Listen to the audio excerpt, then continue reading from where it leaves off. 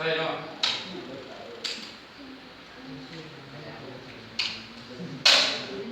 เอามีอะไรตกอะไรต้องย่างเตะเนาะปืนเนาะจะมือซื้อตัวแทนเนาะมือโดน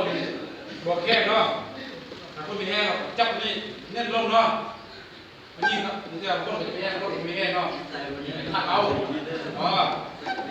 ทักคอยทักได้เนาะมาต้มได้จะแห้งเนาะจับมือเนาะไอ้ร่างเขาก็สำเร็จเนาะปักปืนเราก็ใช้เนื้อต้องกดกาปืนขึ้นอีกแล้วเขาก็ทื่อบอหรือก็ทื่อถ้าก็ทื่อเราสร้างบ่ได้เนาะก็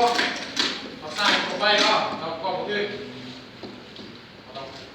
สร้างเนาะสองสามบ้านเราเกิดความมั่นใจเราก็ทื่อบอก็แล้วเขาสร้างแล้วก็ไปเนาะทำทางปลอดภัยทางปลอดภัยก่อนเพื่อเขาลืมมีลูกอยู่บ้านเนาะใส่ก็คือการในการลงมือเนาะแล้วใส่บางปืนเวลาใส่บางปืนเนาะตรงจับแบบนี้เนาะจับแบบนี้ค่อนข้างหน้าลงเนาะทักรถเนี่ยมีเขาก็อะไร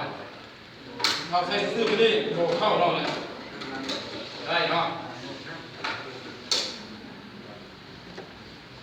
มดเนาะบาง